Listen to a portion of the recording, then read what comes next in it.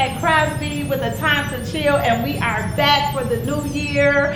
I want to just start by saying love yourself first, or who else will. This is a show for black people, by black people. This doesn't exclude anyone. Everyone is welcome, but we are here so that we can see ourselves in high position. For our children who are coming up, you want to know where your doctors are, your black doctors. You want to know where your black teachers are, where your black nurses are, where you fit in, where your phlebotomists are, where your book writers are. You check in here and we will let you know where they are, where you can get in touch with them. They are wonderful people. You can email them, ask them questions to get yourself started. Do you understand? You understand, beautiful black and brown people? So once again, we are back, and I am with Mr. Alexis. A is for attitude that comes from my passion. B is for beauty that's rooted from my blackness. C is for courage, my people have been courageous. D is for desire. Hey, I know you like the energy, right? You turned up. I like that. Yes. Some people say I'm too happy, right? But you have to be. Yeah. Like, I feel like you have to encourage yourself. Mm-hmm. You have to, if there is no one around to encourage you, you have to encourage yourself. You have to be your biggest hype man. Exactly. If you want to survive in this world. Mm-hmm. So introduce yourself, tell us who you are and what you do. Yeah. So my name is Alexis Dean. I also go by Mr. Alexis, or Lex the rapper, Lex the teacher. Go by a lot of different names. But Alexis, I am a 4K EA SEA at Mendota Community School, which is basically I'm a 4K teacher, and I also do a lot of other things in the school building too. Okay. And I'm gonna tell you something. There's no script here. Yeah. This is organic and totally natural. That's right. Any questions that is too deep for me, just be like, no, not that. Okay, Yeah. I will not be offended. I'll be surprised if you throw one that's too deep for me. So. Okay. How many black teachers do you have at your school? Black teachers, as far as like the way that they put it, we have one fourth grade teacher that's a black teacher. Okay. And then besides that, we have a black social worker, community resource manager, behavior support, those type of things. Mm-hmm. But as far as teachers, it's me and 4K, and then the fourth grade teacher. And then the fourth grade teacher. So is this female, male? Female. So female. Mm-hmm. Okay, and just you. Yeah. All right. How do you feel about that? Like, when you come into your work environment, like when you see her, you happy to see her because you know, like, okay, she black. Hey, are you like, hey, how you doing? Like, are you like extra nice because you can identify with her? How does that make you feel? Well, the thing is, I've been told since I came to Mendota is that I'm like blessed for being at that school because we have such a great like black staff there. Okay. Compared to other schools where some schools it's one or no black people there. So I'm happy that I was put into a situation where I can connect and learn from these other black women who are like mentors for me and teaching me the ropes and teaching me how to go through my day and also learn about teaching and those type of things. So it's been great to connect and build that kind of bond with those like other women. Those beautiful black strong women. Yeah. Mm-hmm. Shout out to you. Okay, where are you from? Milwaukee, Wisconsin. Oh, Milwaukee. 414. Okay, 414. How long you been here? I've been here for a year and a half about it. Okay, a year and a half.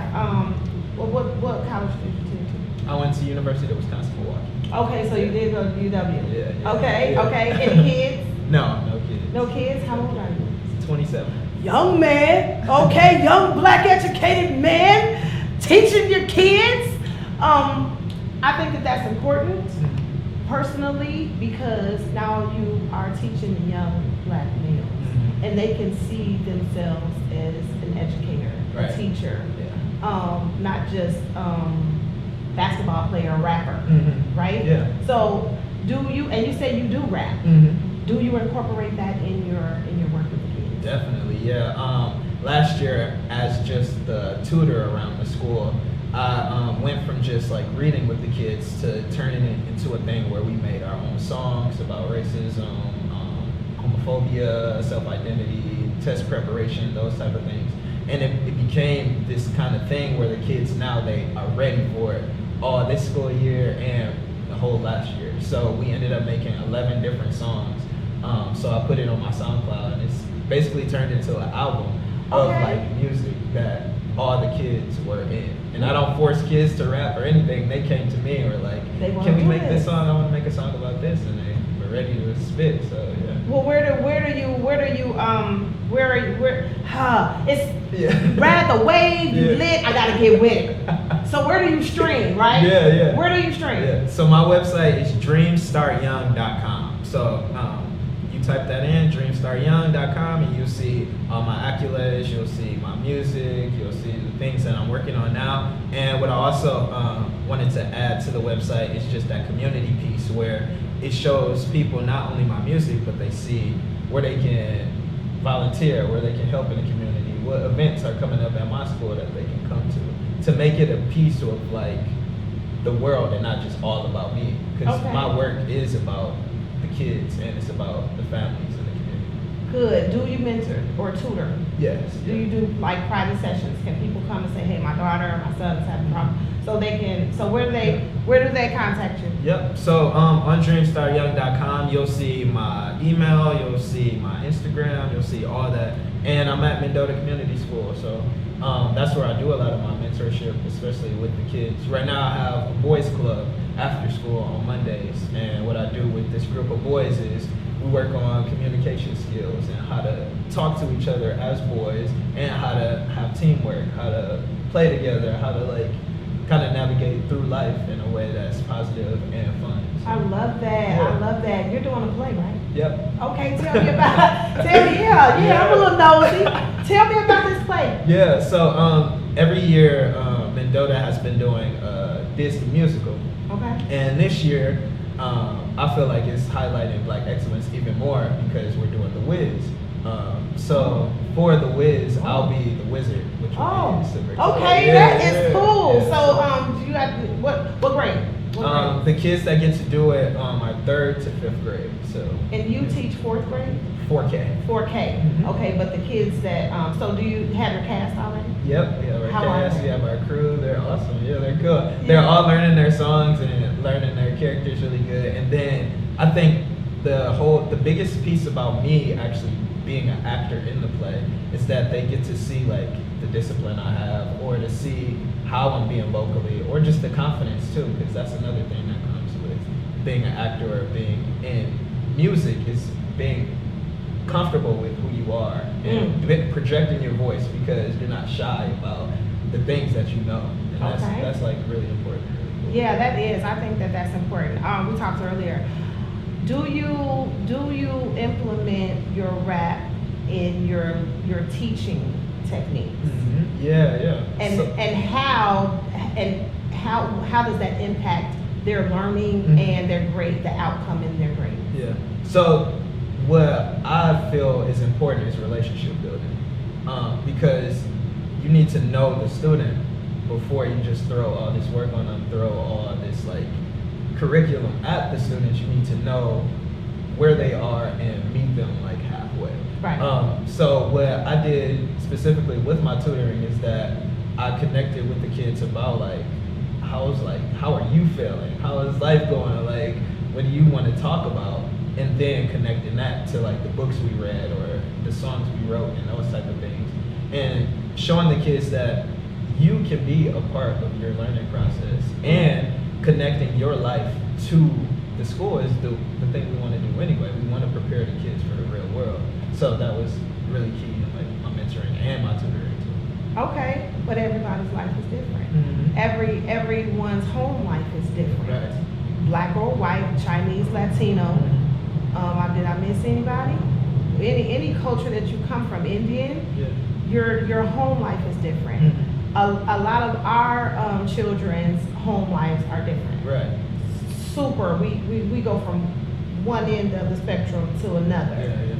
So, and they're learning, and our Black and brown kids learning. Yeah. Would you say that how do they connect to you as far as you being a Black teacher, and do they like relate to you, and do they tell you anything personal like Miss Alexis, let me tell you what happened today? And when they do tell you those things, do you how do you teach them? Like, how does that affect how you you identify with them and teach them? Well, I think one of the cool things about being a teacher with them and showing up to so much for them is that I've become like, I always call them like little brother, little sister, like those type of things, and family, because it becomes like I'm their big brother, or I'm that person who they can talk to, or And they trust. can, yeah, and they can. So I learned a lot about the kids and a lot of like personal things we like talk about and stuff like that without it being messing up with confidentiality and all that type of stuff. But just for instance, like Girls on the Run, where the girls had their run that they had to do. I had a couple of the girls who really wanted to run with me, and it was because like me being that male, being that person that connected with them throughout the school year, they wanted somebody to run with, and if it couldn't have been their dad or an uncle or a brother, they wanted it to be me. So just like laying down that foundation throughout the whole school year, you'll never know where something important comes to where they're like, I don't know who I can talk to in this building. Oh wait, I can talk to Mr. Alexis. So it's important for the kids to be able to identify with their teachers. Yeah. For the teachers to understand their kids' situation, so that they can know how to properly teach them and understand like why they might be failing. Yeah, yeah. Do you see a lot of that concern going on with the school? I know Wisconsin is very good for that. Like that's hands down. Yeah. Wisconsin will get in your business to make sure those kids are well fed and taken care of and clean and things like that. As far as my experience, because there's been a few times my kids have gone to school and they be like, Miss Crosby, they said they were hungry. How? Check their bag. You know? And it's like, well, what you mean? Because I'm black, you know? So I'm going through that too. So I had to come to realize that no, it's not because you're black, it's because we care. Yeah, yeah. And that's the cool thing about our school being a community school that's working really closely with the families. Like we have a pantry, we have after school events that where we don't just tell you to come to the school, we actually have dinner during those times too. We have community school meetings, laundry, like those type of things to meet the families where their needs are and not just look at them as like, oh, you need this and you always need something. Like being like, it gets hard for everybody. Yes. So how can we help you with like the pantry, or who can we bring into the school that can help you financially, like those type of things. So it's really important to know your families, and then once you know them, you can help in a way. Definitely. Any kids? No kids.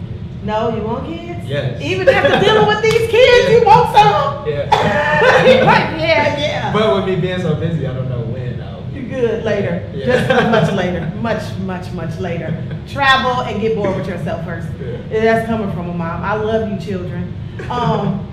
Where do you see yourself in 5 years? Where do you see yourself in your career in 5 years as a school teacher? Yeah. In 5 years, I see myself really embedding the music into my work, starting my own curriculum that is not just about the music, but it's about like what we're writing. How can we vent positively in our music, and how can we give these messages out that doesn't have to be explicit and talking about how much drugs you do and cursing and disrespecting women. Like music that's actually like beneficial for everybody. Oh, you mean like when I was growing up, KRS-One type of music was teaching. You want to get back to that? Yes. And that's clean. What do you call that now? Like everybody cursing, and you don't curse, right? Yeah. So it's not like the Magic School Bus. Yeah, right. It's actually your music is actually have a message for your future, right? Yeah. And I call it clean, but it also gets different like tones and different like feelings whenever I say clean. So then I try non-explicit, and then it still gets that same like type of thing. But I talk about that like Christian mingle vibe. Yeah. But I talk about losing my brother to being in prison. I talk about my dad dying when I was 7 years old. I talk about going to a grief camp and seeing different kids who experienced loss in their lives. I talk about my uncle dying from like drug overdose, like those type of things, where it's like it's about these real deep issues, but it's in a way where the kids can understand, and then it sparks conversation for them. So it's music that is for everybody to feel and everybody to relate to. Okay. What made you want to become a teacher? My like high school summer, before I went to college, my mom was like, you need to get a job. So Like, I need some help with these bills, young man. So in Milwaukee, I was gonna work at Summerfest because that's what everybody do. They just like Summerfest is easy. They always need a bunch of people. So then we just sign up and try to work at Summerfest. Okay. And my mom, instead of doing that, she found this camp.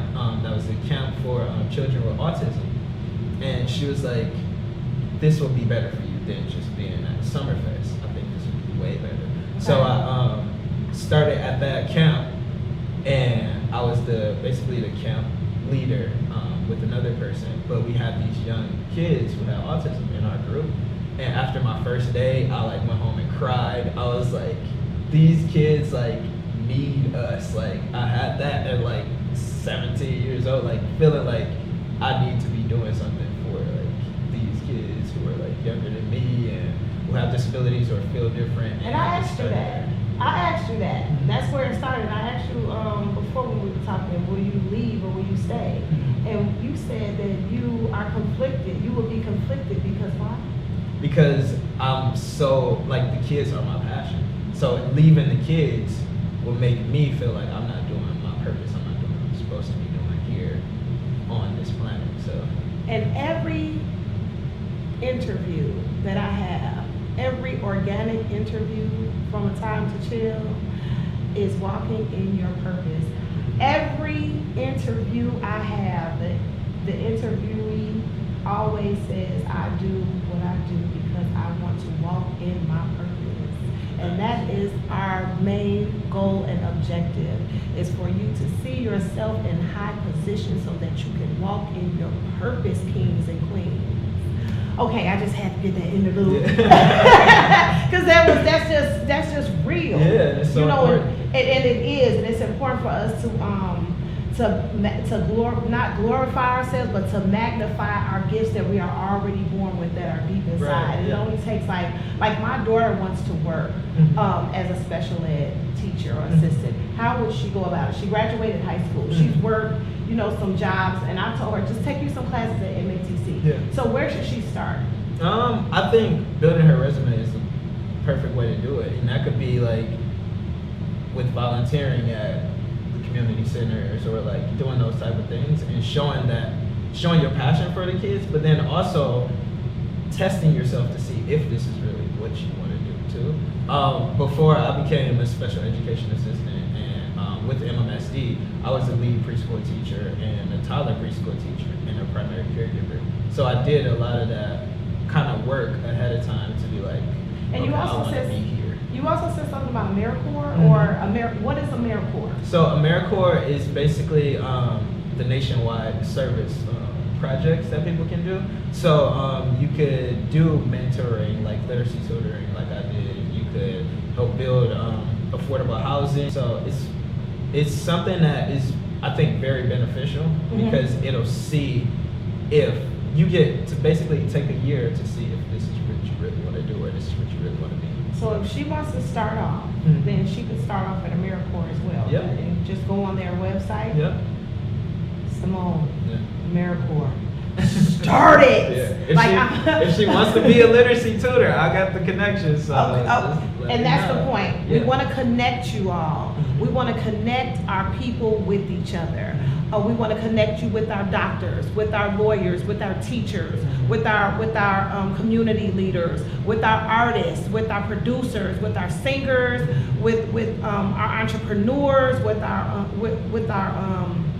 inspirational speakers, just so that we can see ourselves. Yeah. Because, like you said, you only really see yourself in one lady, and I think that is wonderful that she's open with you, and she's able to teach you, and you're open enough to be able to receive like whatever criticism she has, whatever information that she has. It seems like you just soak it all up. Yeah. And I think as soon as I moved here, I was moving for my mom for the first time. So like my mom's in Milwaukee and I'm in Madison. So it feels like I'm in a whole different country type of thing. So I was looking for I didn't realize it, but I was looking for that, who can be that other black woman that doesn't have to like baby me or be like my mom, but being that kind of mentor person I can talk to, someone I can look up to as like a wise person. and that was Sonia at Mendota, our community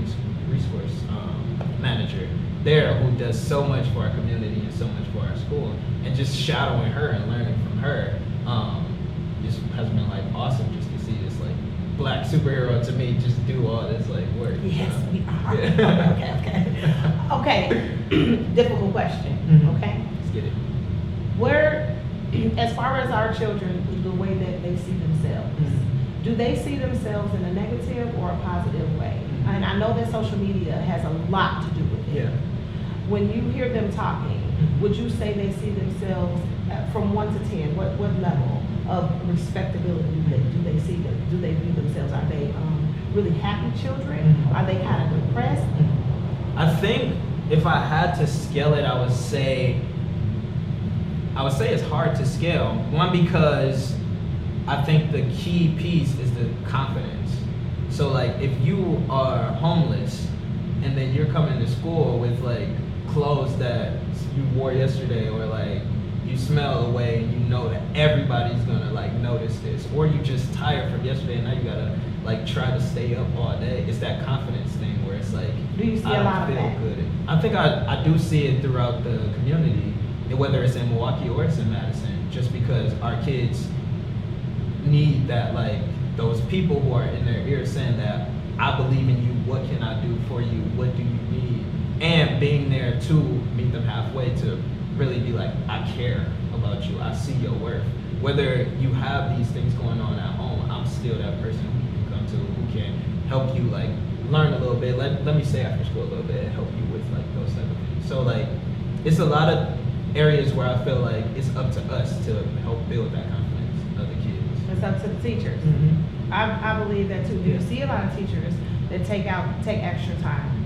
I don't see as many as I want to see, but I think that's me being optimistic and thinking that all of us should be doing some type of extra I work. believe that. Yeah. I believe because you're a teacher. I feel like since we are a teacher, we're supposed to show up, and sometimes that means showing up when we're not on the clock, and not being just about the clock, being about this is the work that I'm supposed to do. So I know this kid has been working so hard to learn how to swim, and when they have their swim meet, I'm gonna be there. It's gonna be on a Saturday, it's gonna be early in the morning, but I'm gonna be there to show them that I care about you and I'm gonna be there for you. So like those moments where the kids see that you care about me, and it's not just when I'm at my desk, you care about me everywhere that I go. Do you feel like do you feel like a curriculum, like a summer session, the teachers should have to go to learn this? Community schools should be open 24 hours. That's my biggest like Man, thing. man. But I don't think it should be just the teachers though. I think it should be we collab with like community members. We collab with the people who are around our school. So then the kids don't just know the teachers. They know, okay, there's a community center right here. If I need something, I know these people at the library. I know all this. So then it becomes this whole community where the kids don't just have to rely on the teachers.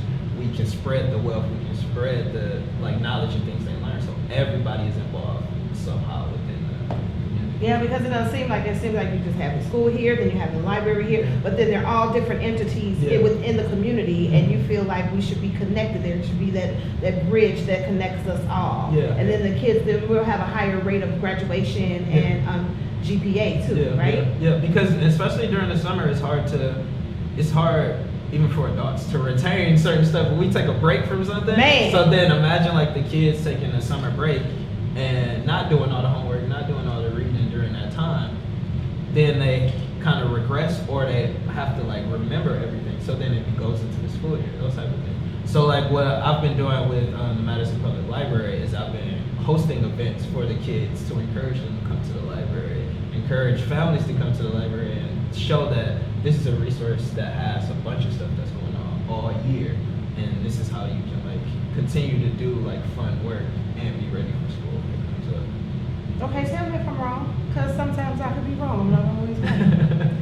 But what I'm hearing, and I always try to have a broad perspective, and I'm an optimistic person too. Yeah. That what you're saying is the teaching is within you, right? Yeah. But the money, a lot of folks don't want to do that extra because I'm not getting paid that extra. Yeah. But if you're a teacher, then you should have that. It shouldn't be about the money.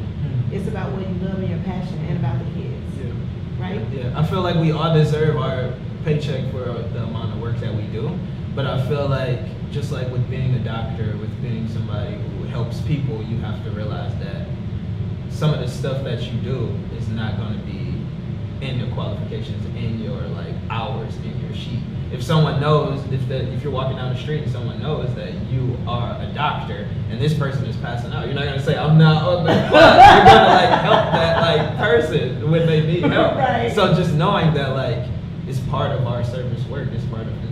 If we really care about the kids, show how much you care about the kids. Yeah, because I'm a hairdresser and I like to get paid for my work, but if I see somebody like really, I'll be come in the back. Yeah. Just come on, they be, well, I don't have no money. You don't need it. Yeah. So I understand what you're saying. I understand totally what you're saying. The name of your music, are you want to put it out? You want to tell us anything about like what should we expect it? Where can we find it? What's the name of it? What's the theme? Yeah. Talk to me. So my album is releasing April 17th this year, and it's called Black Tears and Smiles.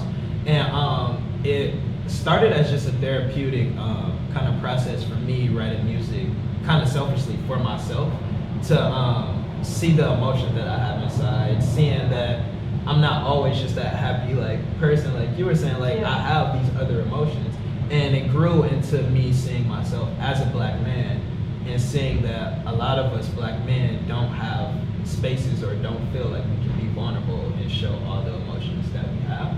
So I wanted the album to be kind of this piece to show that, to humanize black men and to be like, we're not just angry men who always want to fight, or like we are like men who have emotions, have feelings, love kids, like teach, those type of things. So yeah, so that's what a lot of the themes are. So I just released the song ABC, which is basically affirmations for black kids, with me using each letter of the alphabet to give them words to inspire them or build that confidence. Right, because most times you equate male energy, it's you know, this is cuss words and smoking weed and, and that, and it's nothing wrong with being strong. Right. And it's nothing wrong with being a little vulnerable or intelligent. So that's what you're promoting. It's nothing wrong with being strong or vulnerable. It doesn't mean that you're not a man. A man is you are everything. Oh, I love black men. I'm just tell you, all shapes and sizes and colors. I love you. Black men, I love you. Do you understand me? You're the most important thing in this world. If it wasn't for a black man, where would I be? Nowhere, still in the eggs. So, is there anything else you wanna add? Anything I forgot? Yeah, but I think one of the key pieces too about the album is that it's not just me crying throughout the whole album either. It's me it's me showing that aggressive side or showing that aggression, but also being like, this is how I truly feel. Talking about Khalif Browder, who was committed suicide because of all the things he dealt with, or like Dontre Hamilton, who was killed in Milwaukee, like those type of things where just being raw and being honest about how I feel, but then also showing that I can be happy, but then I can also be sad and I can be emotional. Okay, all right. I had this conversation with my friend earlier, my male friend, and he was just like, Antonette, when I'm nice to a woman and I treat her nice, then she call me out my name and say, looking for the bad things, and I'm just trying to be nice, and they say that I'm weak because I'm telling her how I feel. Before we go, what do you think about that? Like, to where you weren't man enough because you were hard enough. Yeah. Well, it's not. I don't think it's being like normalized like we want it to be. So then, like you were saying, people are more used to men being like angry, aggressive, forceful, rather than showing those different sides. But it's because I think a key piece is because men aren't allowed enough of those spaces to be vulnerable and to show those sides of caring. So once we have more spaces, more things where men can be open and feel safe with being open, then that'll happen way more. Yeah, well, good luck with that. And there's nothing wrong with that, man. There's nothing wrong with, saying, hey, I don't feel like that today, instead of, a month for a push or a kick, okay? So with that said, Mr. Alexis, I am so glad. I just want to tell you, I bombarded this man too. Like, I showed up at your job and I was like, hey, you don't know me? During the school day. day. During the school day, do you hear me? And I went in and I walked past the officer. The lady was like, hey.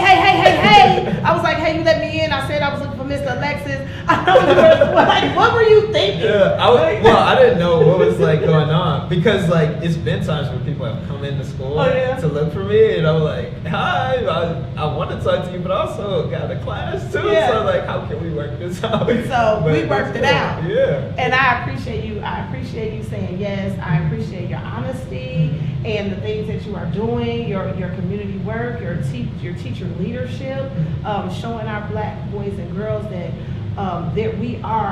we can be teachers. Yeah. We can be doctors, lawyers. We can be in the community. We can be anything that we want to be, aspire to be. Right. And the only thing that we need to do is just work at it and be ourselves. Yeah. And love yourself first. This is Antonette Crosby with a time to chill with Mr. Alexis. And I want to say thank you for tuning in. And next week we'll have another wonderful guest for you. And we out.